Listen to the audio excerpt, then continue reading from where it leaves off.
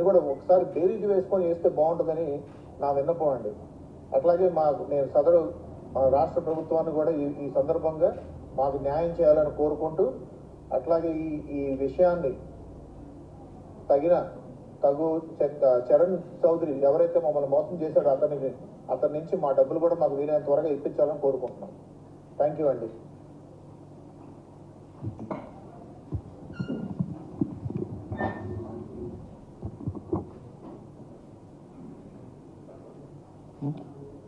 ఎందుకు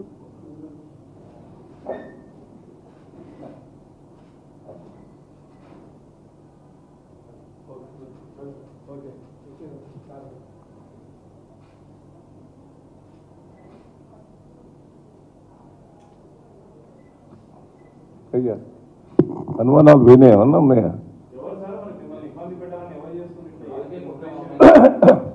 అది మీకే తెలిసి ఉండాలి, అది ఇంకా బయటికి రాలే. ఇప్పుడు ఇటువంటి వ్యక్తిని ఇటువంటి కేసెస్ పరిమితం ఇంకా తీసుకోలే. పోలీస్ స్టేషన్లో, బంజారా పోలీస్ స్టేషన్లో చీటింగ్ కేసులు ఎన్నో ఉన్నాయి, ఎన్ఆర్ఎస్ మోసం చేసి.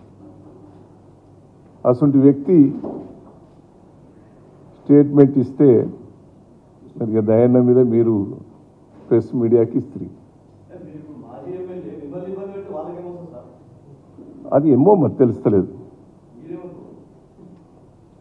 నాకు అర్థమైతలేదు. నన్ను బదనం చేయాలన్నా, డిఫేమ్ చేయాలన్నా ఏందో మరి అర్థమవుతలేదు. రాను మీకు నాకు అర్థమవుతుంది, ఏందనేది తెలుస్తలేదు. బ్యాక్గ్రౌండ్ ఎవరు రిలీజ్ చేస్తాను, ఎక్కడి నుంచి వస్తున్నది అనేది కూడా కరెక్ట్ క్లారిటీ వస్తలేదు. నేను ఆయన గురించి తెలుసుకుంటే, విజయ్ గురించి తెలుసుకుంటే నిన్న ఇయ్యాలి అదే పని.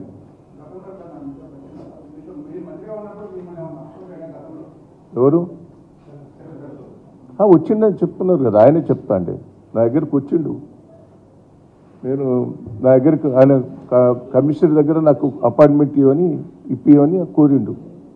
కమిషనర్కి ఫోన్ చేసి అపాయింట్మెంట్ ఇప్పించిన, కమిషనర్ ఎగ్జామ్ చేసి విజయ్ కాదు, చరణ్ చౌదరి ఎందుకు వస్తారు నా దగ్గరికి? నరేందర్ రెడ్డి ఎన్ఆర్ఐస్ వచ్చారు, ఒక 3-4 కలిసి వచ్చారు. ఎన్ఆర్ఐస్ నాకు అమెరికాలో పరిచయం, వాళ్ళు ఎన్ఆర్ఐస్ కలిసి వచ్చారు.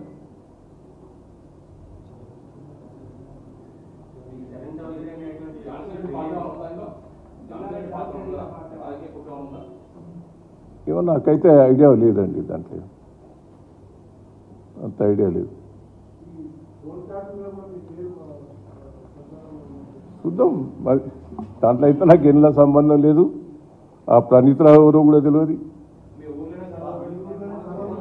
ఎంక్వైరీ ఏమంటున్నాం కదా. ఇప్పుడు మనం ఒక్క నిమిషం మీరు వినండి. ప్రణీతరావు మా ఊళ్ళో బంధువు, వాళ్ళ నాయనమ్మో అమ్మమ్మో వాళ్ళ అమ్మమ్మ ఊరటది. ఆయన ఊరు వేరు, ఆయన మాకు తెలియడం కూడా తెలియదు. వాస్తవంగా నాకు పరిచయం కూడా లేదు ఆయన.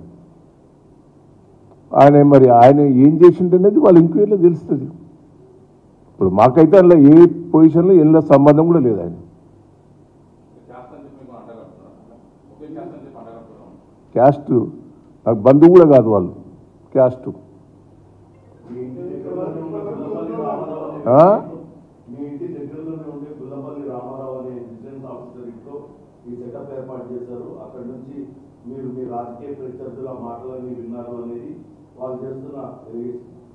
ఎంక్వైరీలో తెలుస్తుంది కదా. ఇప్పుడు రామారావు వీళ్ళ కుటుంబం కూడా ఏ పార్టీ అనేది కూడా ఎంక్వైరీ చేయండి. నేను 30 ఏళ్ళ నుంచి వర్ధనపేట ఎమ్మెల్యేగా ఉన్నా. వాళ్ళ ఫ్యామిలీ ఏ పార్టీ, వాళ్ళ కుటుంబం ఏం పార్టీ, నాకెట్టా దగ్గర, అవన్నీ కూడా ఎంక్వైరీలో తెలుస్తాయి కదా. వాళ్ళ ఫ్యామిలీ కూడా ఏ పార్టీ అనేది తెలుసుకోవాలి కదా.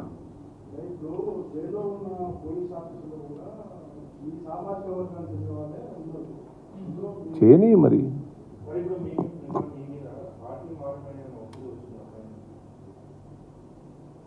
నేను ఏ పార్టీ ఒత్తిడి చేసినా నేను ఏ పార్టీలో మారేది లేదు.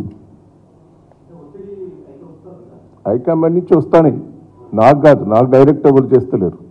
నా ఫ్రెండ్స్ వాళ్ళతో వీళ్ళతో మాట్లాడుతున్నారు. ఎక్కడి నుంచి వస్తున్నది ఎందుకు ఇప్పుడు అదంతా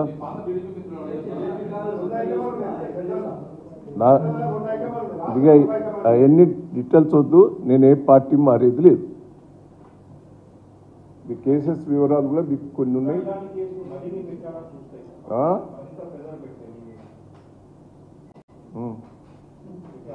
ఇప్పుడు మీరు ఒక్కసారి గుర్తుపెట్టుకోండి.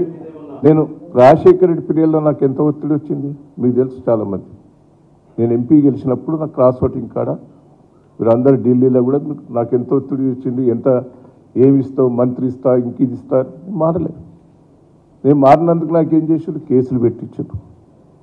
నా వర్ధనపేట ఎస్సీ రిజర్వేషన్ చేసిండ్రు. నేను ఎంపీగా నిలబడకుండా కూడా అది కూడా కొద్దిగా రిజర్వేషన్ చేసింది. ఎక్కడ నిలబడు మళ్ళీ పాలకుర్తికి పోయి 3 సార్లు గెలిచిన.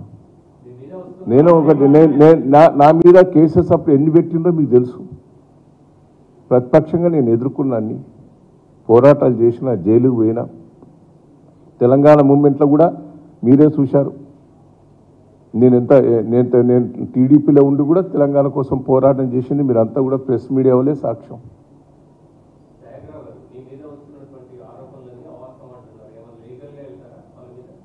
నా మీదే ఇంతవరకు అయితే ఏం కాలే కదా, ఆరోపణలు చేశారు.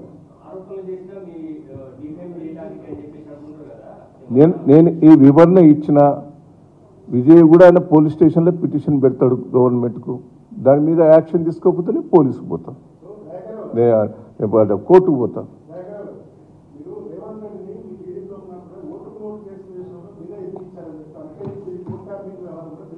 ఇప్పుడు డైవర్ట్ అవుతుంది. దయచేసి ఇది మీరు ఎక్స్పోజ్ చేయండి.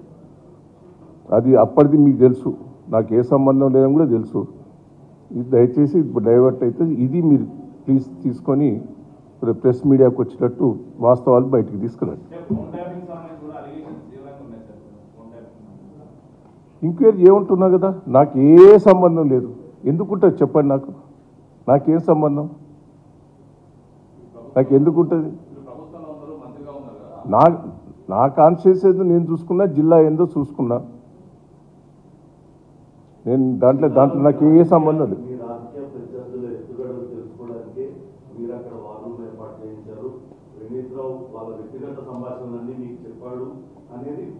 వాళ్ళు కాదు, ప్రణీత్ రావుని ఎంక్వైరీ చేసిండ్రు. ప్రణీత్ రావు నాకు పరిచయం లేదని ఆయన స్టేట్మెంట్ ఇచ్చిండు. ఆయన నాకు తెలియదు కూడా తెలియదని ఇచ్చిండు. నేను ఆయనతో మాట్లాడలేదని కూడా ఇచ్చిండు. దేనికైనా నేను సిద్ధంగా ఉన్నా, ఎదుర్కొన్నాను. నేను